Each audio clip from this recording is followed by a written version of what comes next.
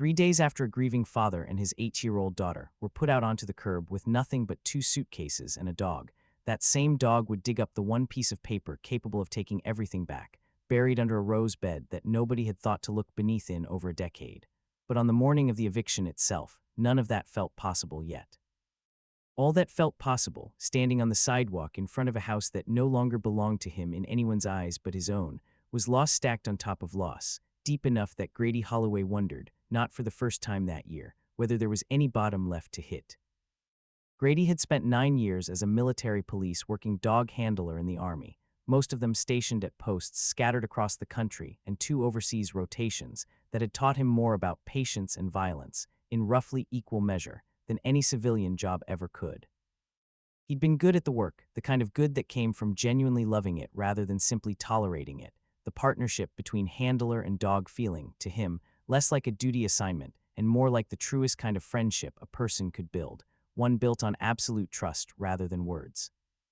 He deployed twice, once to a forward operating base in a mountainous stretch of terrain that tested every ounce of training he and his dogs had ever received, and once to a stateside post tasked with securing a stretch of border facility where the work was slower but no less demanding, long nights walking fence lines with a nose beside him that could find what human eyes never would. He'd handled 3 different dogs over those 9 years, each partnership ending the way military working dog partnerships often ended, through reassignment or retirement, or, in one hard case early in his career, through a dog's death in the field that Grady still carried with him more heavily than he let on to most people. Bear had been his 4th and final partner, assigned to him during his last posting, and something about that pairing had felt different from the start, less like an assignment and more like the kind of match that happens once or twice in a working life if a person is lucky. He'd left the Army 4 years before the eviction, medically retired after a training accident had shattered his left shoulder badly enough that the surgeons told him, with the particular flat honesty of people delivering news they delivered many times before, that he'd never regain full mobility in the joint, never again meet the physical standards the job demanded. He'd taken the news the way he took most hard things by then, quiet and contained, and he'd walked out of that final medical board hearing with a disability rating, a folded flag's worth of gratitude from an institution moving on to the next case file, and a dog nobody else particularly wanted. Bear had been a Belgian Malinois trained in dual detection work, narcotics and explosives both, sharp enough and driven enough that most handlers found him a handful outside of active work, too much dog for a kennel life, and too specialized for most civilian adoption programs to know what to do with. Grady had fought for him anyway, filed the paperwork, made the calls, sat through 2 separate review boards arguing that the dog belonged with him and nobody else, and when the Army finally released Bear into his custody the same month Grady's own medical retirement processed, it had felt, to both of them, like the only clean outcome in an otherwise messy ending. He'd met Meredith Ashford 18 months after that, at a veterans support group her church ran out of a converted Sunday school building in the small Tennessee town where she'd grown up, a town called Millbrook that sat pretty and unremarkable in a valley between 2 low mountain ridges. She hadn't been a veteran herself, had come to volunteer serving coffee and pastries to men and women who needed somewhere warm to sit once a week, and Grady had walked in that first evening with Bear at his heel, expecting the usual wary looks a big scarred-up Malinois tended to draw, and had instead watched Meredith cross the room without hesitation, crouch down to Bear's level, and ask, with a directness that struck him immediately, what his name was and what he'd once done for a living. They married 2 years later, in a small ceremony in the backyard of the house Meredith's family had owned for 3 generations, a handsome white farmhouse with a wraparound porch and a rose garden her grandmother had planted along the eastern fence line, a house Meredith's parents, Walter and Diane Ashford, had gifted the newlyweds outright as a wedding present, a decision Walter had made, he'd said at the time, standing on that same porch with a glass raised, because family took care of family. Full stop, no exceptions. Grady remembered that wedding day with a clarity that had only sharpened since Meredith's death rays. Than faded, the particular gold quality of the late September light coming through the old oak trees along the property line, the smell of the roses Meredith's grandmother had planted decades before mixing with wood smoke from the barbecue pit Walter had insisted on running himself despite Diane's protests that he'd ruin his good suit. Bear had worn a small bow tie clipped to his collar for the ceremony, a gift from one of Meredith's piano students, and had sat at perfect attention beside Grady through the entire exchange of vows, only breaking formation once, at the very end, to press his head firmly against Meredith's leg the moment she'd finished saying "I do," as if formally welcoming her into whatever pact the two of them had already decided, long before any human ceremony made it official. Their daughter Lily was born the following spring, and for 4 years after that, Grady would later think back on that stretch of life as the only truly uncomplicated happiness he'd ever known, better even than the camaraderie of the army, better than anything that had come before it. Meredith taught piano lessons out of the front parlor, the sound of scales and simple hymns drifting out through open windows on warm afternoons, mixing with the hum of the golf course, mowers 2 properties over, and the occasional bark Bear offered whenever a delivery truck came up the long gravel drive. Grady found steady work managing the grounds crew at a local golf course, work that suited his shoulder and suited, too, the particular quiet his mind still needed some days, the rhythm of mowing and edging and tending fairways offering him a version of the disciplined, methodical labor he'd once found in far more dangerous circumstances.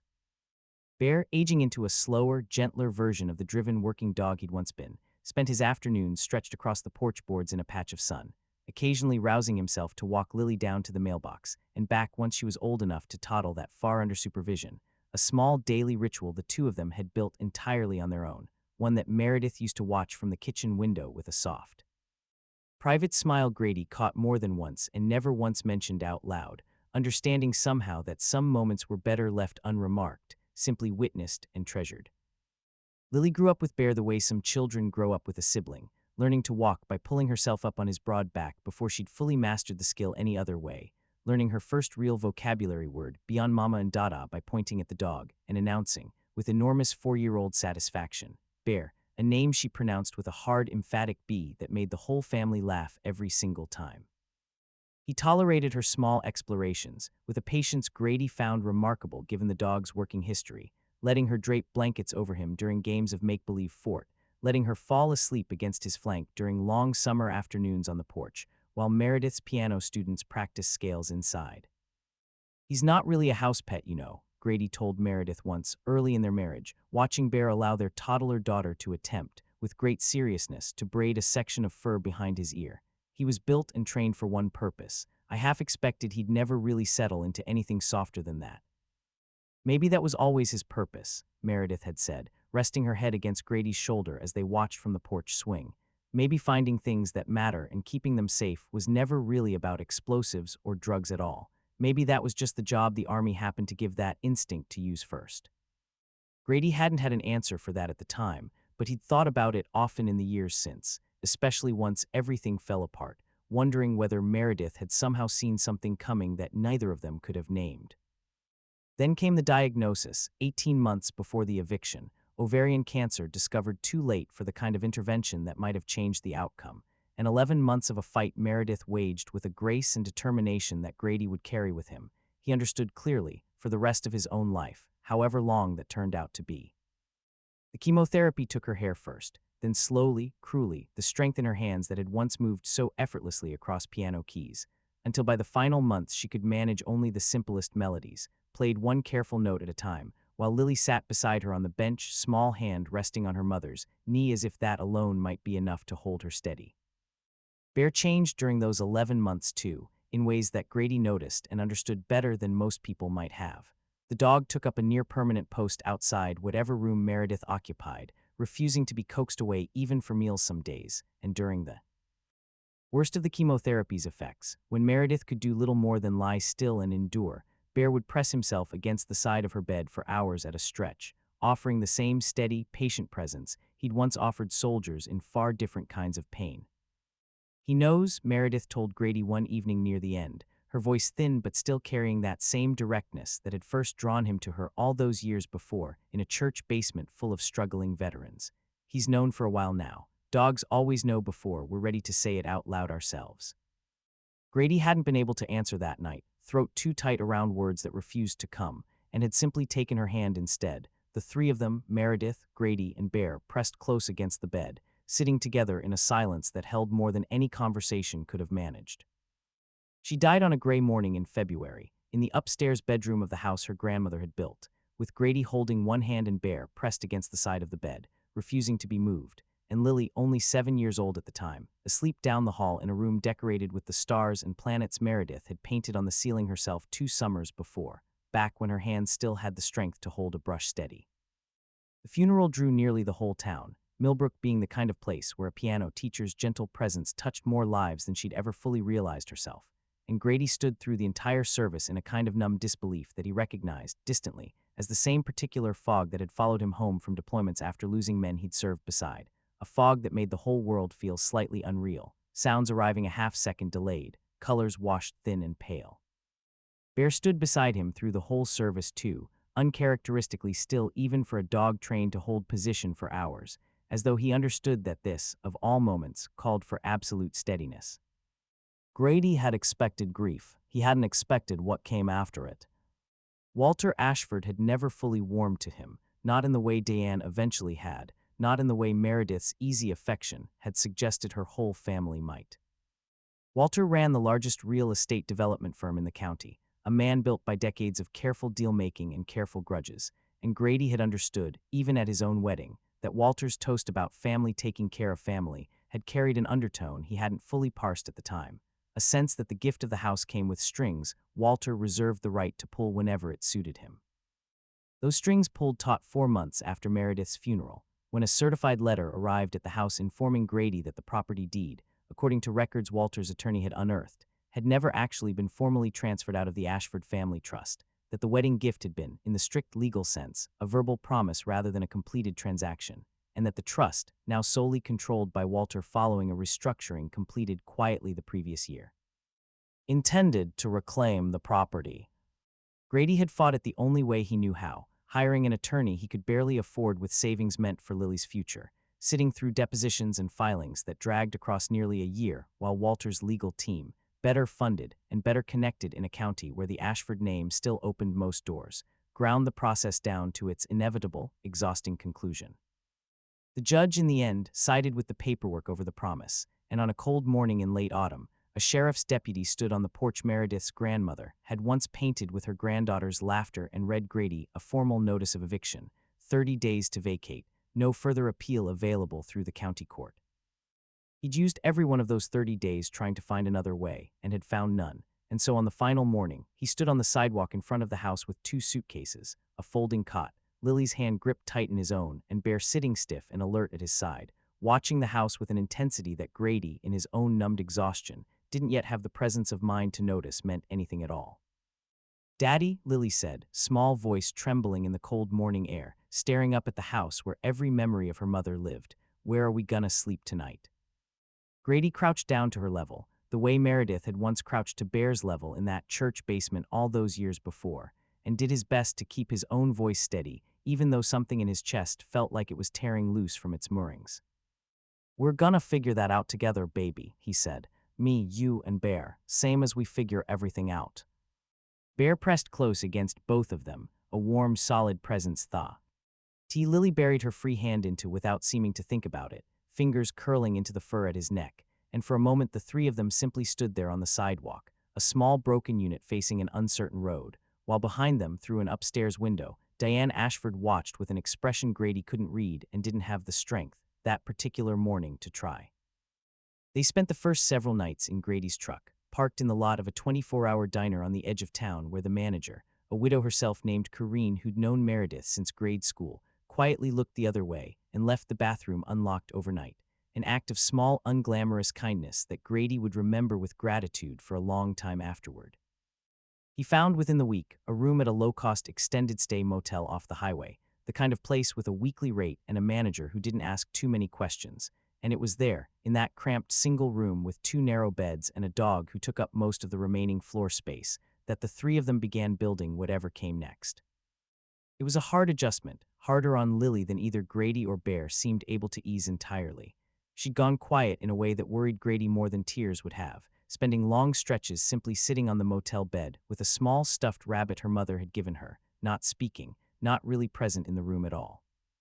Grady recognized that particular kind of quiet, had seen versions of it in fellow soldiers processing trauma too large to name out loud, and he found himself, some evenings, sitting on the floor beside her bed rather than pushing her to talk. Simply being present the way he'd learned, over years of hard-won lessons, was sometimes the only thing that actually helped.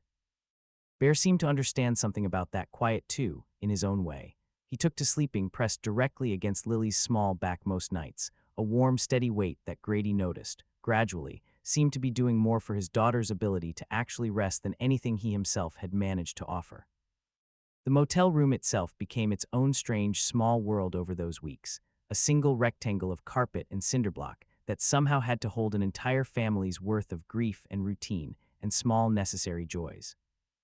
Grady rigged a curtain rod from the closet to hang a bedsheet as a makeshift partition, giving Lily something like a private corner, even though the whole arrangement fooled nobody. And he learned to cook simple meals on a 2-burner hot plate he'd bought secondhand from a pawn shop on Route 11, careful always to keep enough distance between the appliance and Bear's favorite spot on the floor, since the dog had developed an opinion about the smell of frying onions that manifested as a low, disapproving groan every single time Grady reached for the skillet. "You're not the one who has to eat plain rice every night," Grady told him once, exasperated, stirring a pot while Bear watched from across the room with an expression of profound theatrical suffering. "Some of us are working with a budget here, buddy." Bear answered with a huff and rolled onto his back, all 4 legs in the air, a posture so undignified for an animal of his training, and bearing that Lily, watching from the bed, actually laughed out loud for the first time in nearly 2 weeks, a small startled sound that made Grady's chest ache with gratitude so sharp it nearly doubled him over.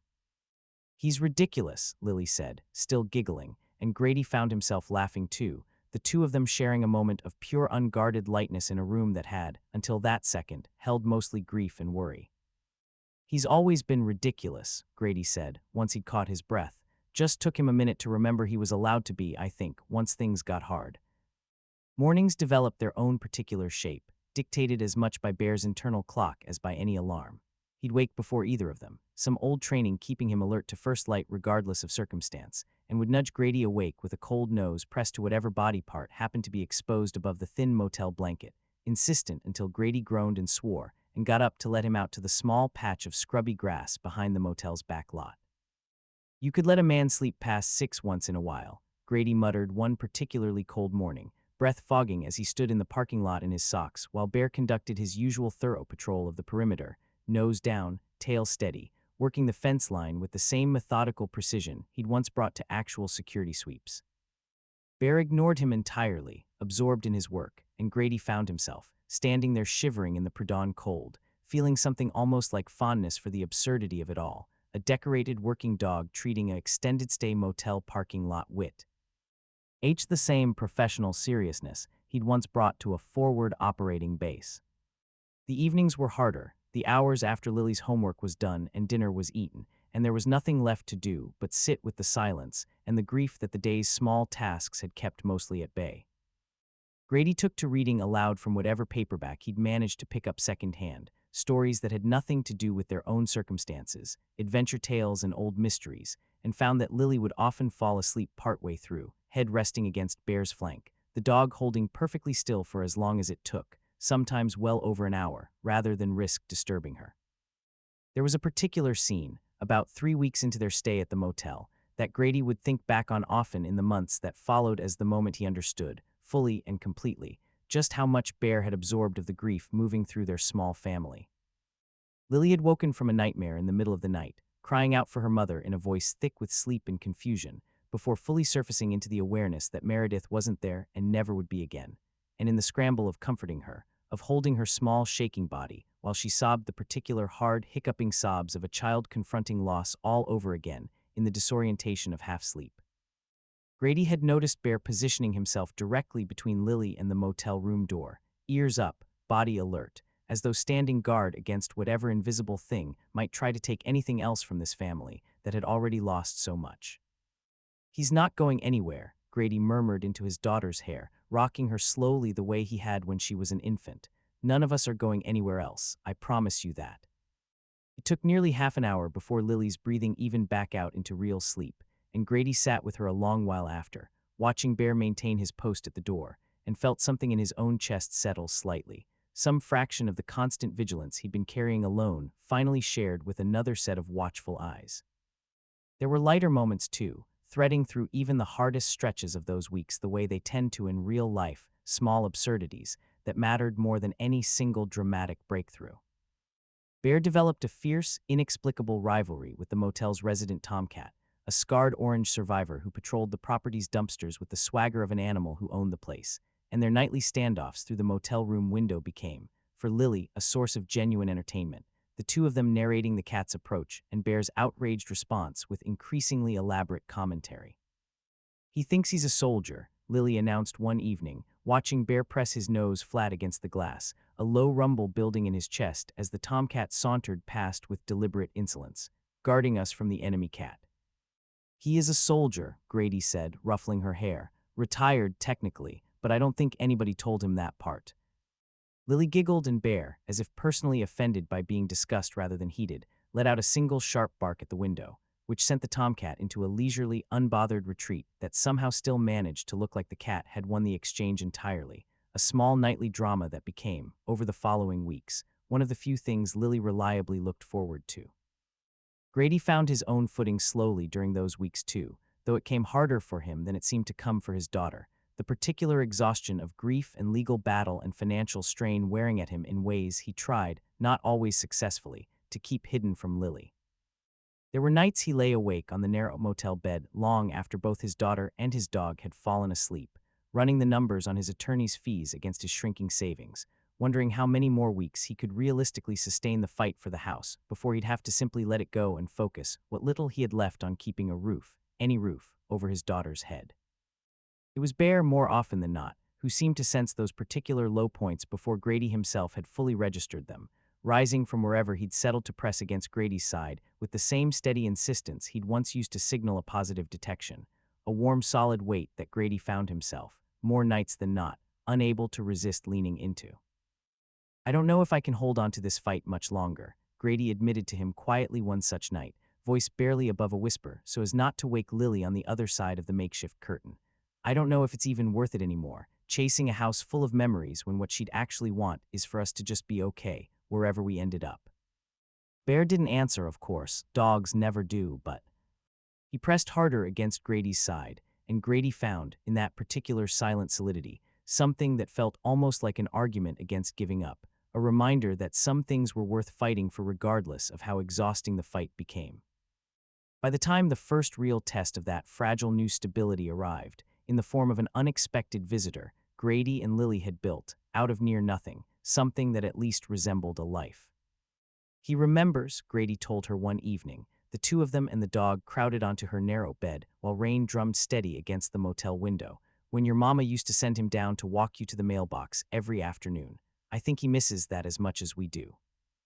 Lily didn't answer for a long moment, small fingers working slow and rhythmic through the fur at Bear's shoulder.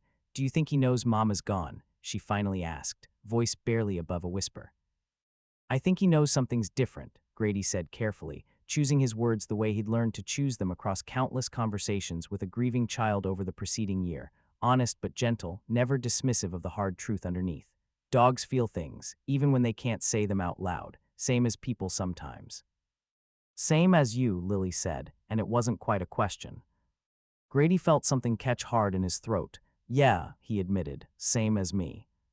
The days settled into a rough shape over the following weeks, Grady picking up whatever shifts the golf course could still offer him now that the season had turned toward winter, supplementing that thin income with weekend landscaping jobs he found through word of mouth, careful always to be back at the motel by the time Lily's school bus dropped her at the stop 3 blocks away, a route Bear insisted on walking with him every single afternoon regardless of weather. Standing at the bus stop with an alertness that struck more than one passing parent as almost military in its precision, which of course it was. It was on one of those afternoons, a raw gray Tuesday in early December, that Diane Ashford appeared at the motel room door, alone, without Walter, wringing her hands in a way that told Grady immediately something had shifted in her, some crack finally opening in the composed grief she'd worn like armor since her daughter's funeral. "I need to talk to you," she said, not quite meeting his eyes, glancing past him into the small, cramped room where Lily sat doing homework at the foot of the bed, Bear stretched protective across her feet. "Not here, somewhere Walter won't hear about it." They met the following afternoon at Corinne's diner, Diane sliding into the booth across from Grady, with the particular stiffness of a woman unused to admitting fault out loud. "I've been going through some of Meredith's old things," Diane said, hands wrapped tight around a coffee cup she didn't drink from. "Boxes in the attic I hadn't touched since she was a girl, and I found her grandmother's old letters from back when the property was first willed to our family. She paused, and Grady watched something like genuine distress move across her face. Grady, there was a codicil. An amendment to the original family trust, executed the year Meredith was born, specifying that the house was to pass directly to her, and through her to any children she had, regardless of marital circumstances. I remember it. I was there when the attorney drew it up. Walter's father insisted on it, actually, wanted to make sure the house always stayed with a direct descendant, no matter what else happened in the family. Grady felt something go very still and very sharp in his chest. That document would have superseded whatever paperwork Walter's attorney used to reclaim the deed. It would have, Deanne said, voice dropping lower, glancing toward the diner's front window as though Walter himself might appear there.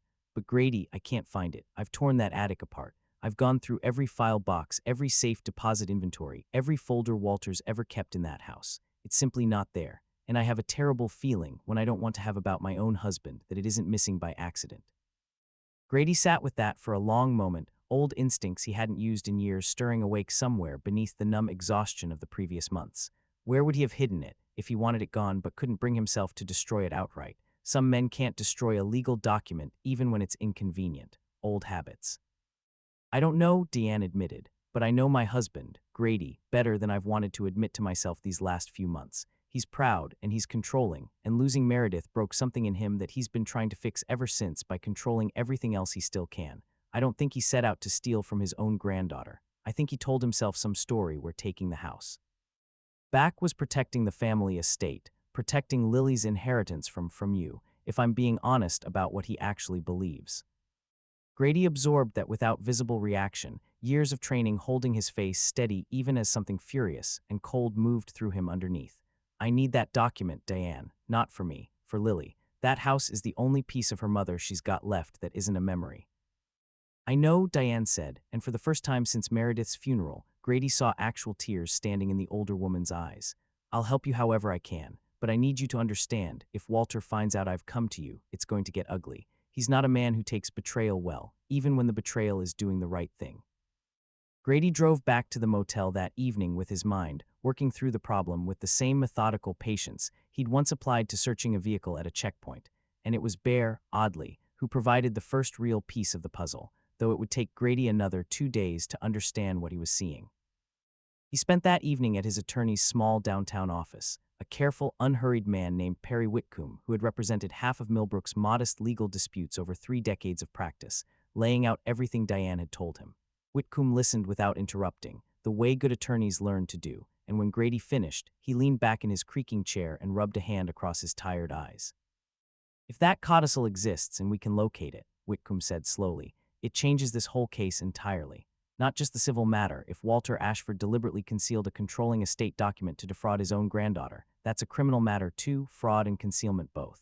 But Grady, I need to caution you. Finding an unrecorded document that's been missing for years, especially one somebody may have deliberately hidden, that's not something the court's going to take on faith. We need it in hand, properly documented, chain of custody clean from the moment it surfaces. I understand, Grady said. I just need to figure out where a proud, controlling man would hide something he couldn't bring himself to destroy. Men like that, Whitcomb said, usually hide things close, somewhere they can keep half an eye on it without ever quite facing it directly. You knew him for years before all this. Think about what he loves enough to keep watch over without meaning to. Grady thought about that the whole drive back to the motel, running through years of memory, holiday dinners and birthday parties and quiet Sunday afternoons on that porch, searching for anything Walter had shown an unusual protectiveness toward. Nothing surfaced clearly, not that first night, and it was only 2 days later, on that supervised visit to retrieve belongings, that Bear himself supplied the answer Grady's own memory hadn't been able to reach. He'd taken Lily and Bear back to the house that weekend, one of the few supervised visits the court had permitted him to retrieve personal belongings still stored there, Diane present to oversee the exchange, while Walter, conveniently, had business in Nashville that kept him away for the afternoon. Grady moved through the familiar rooms, gathering the last of what belonged to them, boxes of Lily's baby clothes, a few pieces of Meredith's jewelry Diane had set aside specifically for her granddaughter, while Bear trailed along at his heel with an unusual restlessness Grady initially attributed simply to the strangeness of returning to a house that no longer felt like home. But when they passed through the kitchen toward the back door, Bear stopped abruptly at the window overlooking the garden, nose pressed to the glass, and let out a low, insistent whine unlike any sound Grady had heard from him in years, not since his working days. A sound Grady recognized immediately from countless training exercises, as the specific vocalization Bear had once used to indicate a positive detection he couldn't reach or access directly. "What is it, boy?" Grady murmured, following the dog's fixed gaze out the window toward Meredith's grandmother's rose garden, the long bed running along the eastern fence line, where 3 generations of Ashford women had tended flowers every spring for as long as anyone in Millbrook could remember.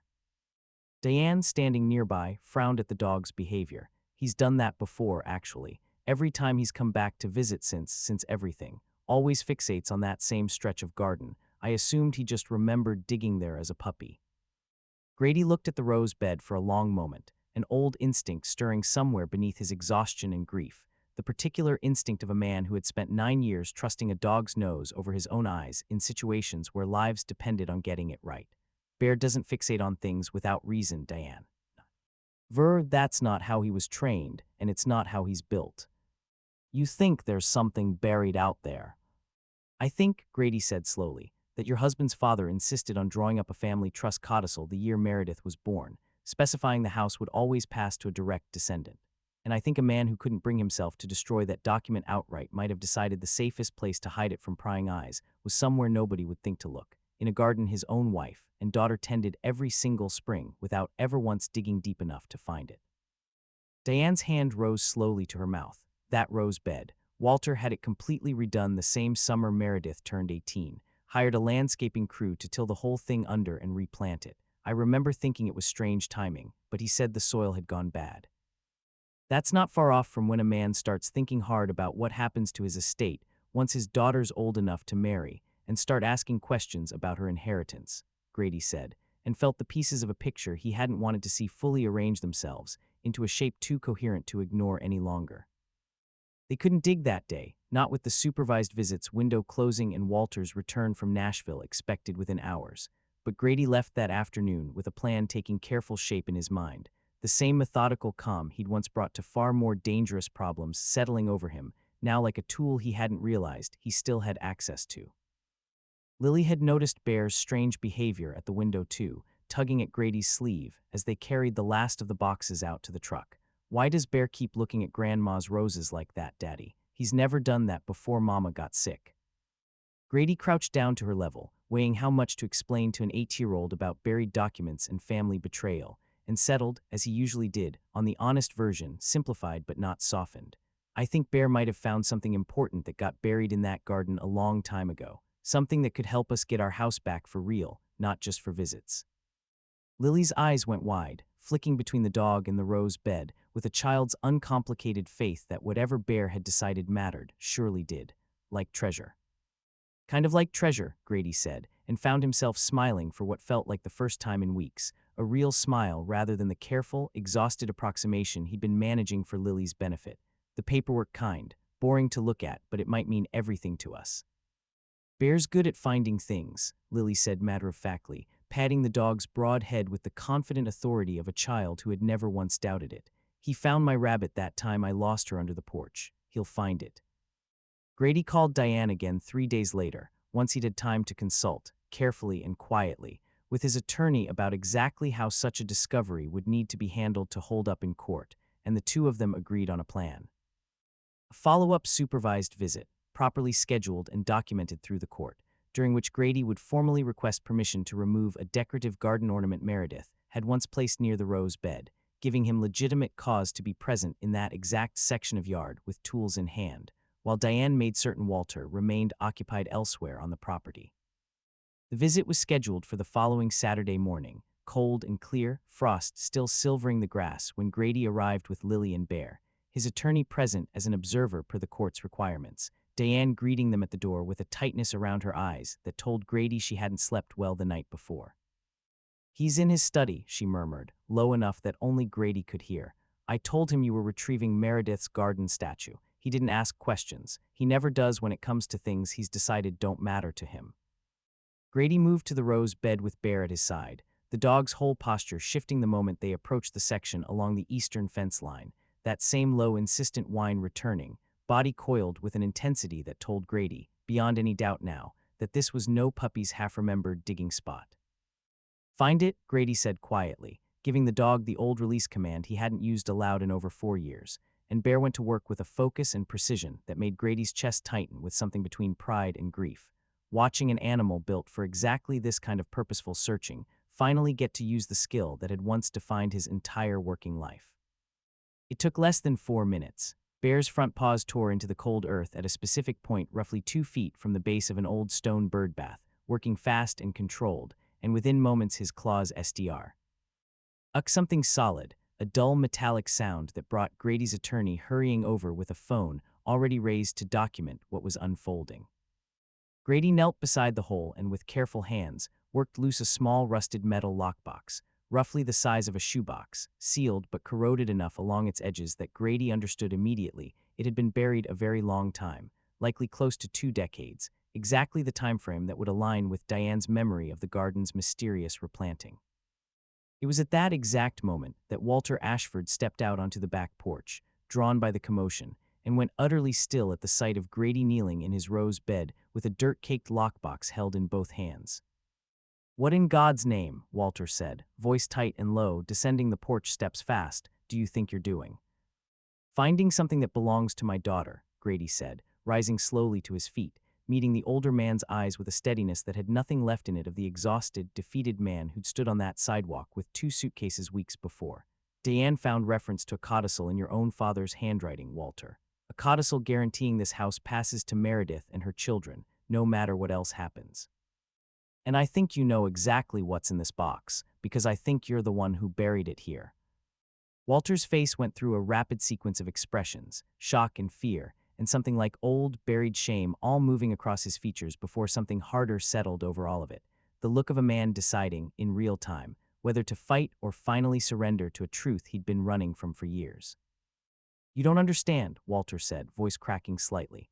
"That house has been in the Ashford family for 3 generations. I watched my own father nearly lose it in a bad business deal when I was a boy. I swore I'd never let outside circumstances take it away again. And when Meredith married you, a soldier, no offense meant, but a man with no ties to this town, no guarantee you'd even stay, I panicked.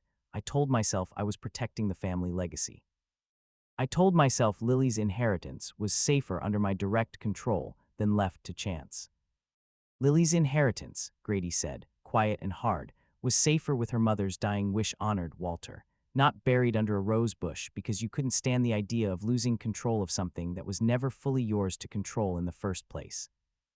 Diane had come down off the porch by then, standing beside her husband with an expression that mixed grief and something that looked almost like relief, the relief of a long-held secret finally forced into the light. "Walter," she said quietly, "it's over. Whatever you were protecting us from, it's done more damage than any bad business deal ever could have. Let it end here. Let them have what's rightfully theirs." Grady's attorney, still recording, gently but firmly suggested they all proceed to open the lockbox together, in front of witnesses, exactly the kind of formal, careful process that would matter enormously once this reached back into a courtroom. And Walter, shoulders sagging in a way that made him look, suddenly, every one of his 71 years, simply nodded and stepped back, offering no further resistance. Inside the box, wrapped in a layer of oiled cloth that had preserved it remarkably well across nearly 2 decades underground, they found exactly what Diane had remembered. Formal codicil to the Ashford Family Trust, dated the year of Meredith's birth, signed by Walter's own father and 2 witnesses whose signatures Grady's attorney would later confirm as still living and willing to testify, specifying in clear, unambiguous legal language that the Millbrook property would pass directly to Meredith Ashford, and through her to any children she bore, regardless of her marital status or any subsequent trust restructuring undertaken by future trustees. It was, as Grady's attorney explained in the weeks that followed, about as clean and complete a piece of evidence as anyone could hope to find, sufficient on its own to reopen the entire eviction proceeding, and given the clear evidence of deliberate concealment, potentially sufficient to expose Walter to serious legal consequences beyond the civil matter itself. What followed moved, as these things often do once the truth finally breaks the surface, with a swiftness that felt almost disorienting after the grinding slowness of the original eviction battle. The county court reopened the case within 2 weeks, and faced with the codicil, notarized witness testimony, and Diane's own sworn statement regarding her husband's actions, Walter's attorneys advised him to settle rather than risk a criminal referral for fraud and concealment of estate assets.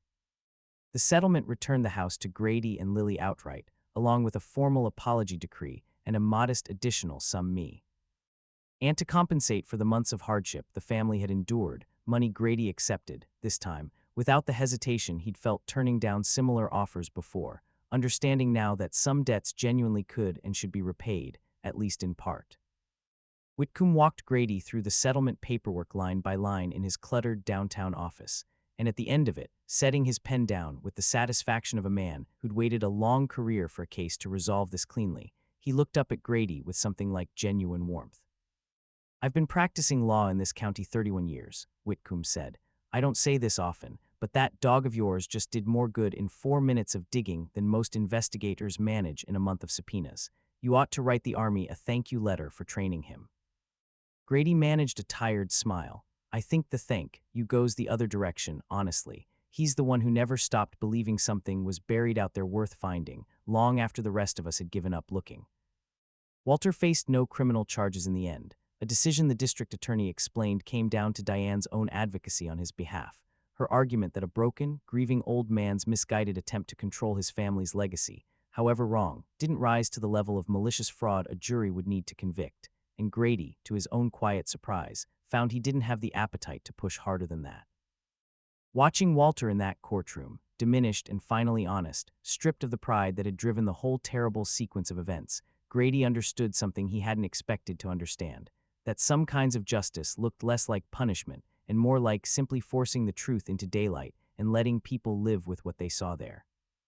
The reconciliation between Walter and Grady remained careful and incomplete, the way such things often do after real damage has been done.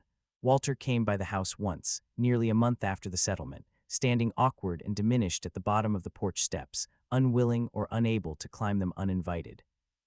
"I'm not asking forgiveness," Walter said, hat in his hands, eyes fixed somewhere near Grady's boots rather than his face.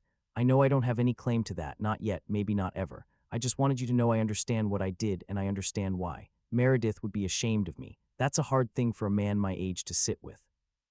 Grady stood on the porch a long moment, bare pressed silent against his leg, and found, to his own surprise, that the anger he'd expected to feel had mostly burned itself out somewhere in the preceding weeks, leaving behind something closer to weary sadness. "She'd want Lily to know her grandfather," Grady said finally. "That's not the same as forgiveness, but it's a start if you're willing to earn it slow." Walter nodded, throat working, and didn't try to say anything more, and Grady understood that for a man like Walter Ashford, that restraint itself was as close to genuine humility as he likely had left in him. Diane's relationship with her granddaughter, at least, healed faster than anyone might have predicted, the older woman throwing herself into Lily's life with a devotion that seemed, in part, like an attempt to make up for months of silent complicity she clearly still carried heavily. She came by twice a week without fail, bringing fabric scraps for the quilting projects she and Lily started working on together in the front parlor, where Meredith had once taught piano, the two of them filling that room with a different kind of quiet, productive company that Grady found, more than once, brought unexpected tears to his own eyes when he passed the doorway. Grady and Lily moved back into the farmhouse in the second week of January, the rose bed along the eastern fence line left disturbed and half repaired, a wound in the earth that Grady found himself, that first weekend home, working to properly restore, turning the soil fresh and planting new bulbs Diane brought over specifically for the occasion, an act that felt, to both of them, like closing a chapter that had been left open far too long. Bear took up his old post on the porch that same week, stretching out in a patch of winter sun with the particular contentment of a working dog who had, in the end, been given one final mission that mattered more than any assignment he'd ever carried out in uniform, and had completed it without hesitation. On a clear evening in early February, almost exactly a year after Meredith's death, Grady sat on that same porch with Lily curled against his side under a heavy blanket, both of them watching the last light fade purple and gold over the mountain ridge, Bear stretched warm across their feet the way he'd once stretched across the foot of Meredith's own porch chair years before. "Do you think Mama knows," Lily asked quietly, "that we're home ag?" "I know." Grady looked out at the rose bed, dark now in the fading light, new bulbs settling into soil that had finally given up its long-buried secret, and felt something in his chest that had been clenched tight for the better part of a year finally begin, slowly, to loosen. "Think," he said, wrapping his arm a little tighter around his daughter, "that your mama's grandmother planted those roses so that whatever mattered most in this family would always have somewhere safe to be kept. and I think somehow, someway, she made sure the right dog was standing right here to dig it back up exactly when we needed it most.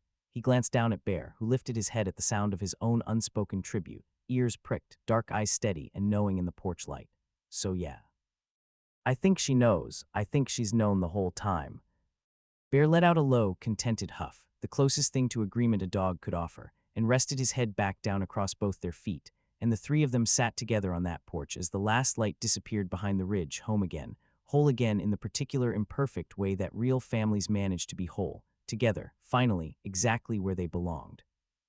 If this story touched you, take a moment to hit that like button, because it genuinely helps stories like Grady and Lily's find the people who need them most. Subscribe if you haven't already, so you're here for the next story, because there are so many more veterans and their loyal dogs out there whose journeys deserve to be told with the same care. Leave a comment and share which moment stayed with you most, whether it was that first night in the motel or the moment Bear's paws struck that buried lockbox. And if you know someone who could use a reminder that loyalty, whether from family or from a faithful dog, always finds its way back to what's right, share this story with them today. Thank you for watching, and we'll see you in the next one.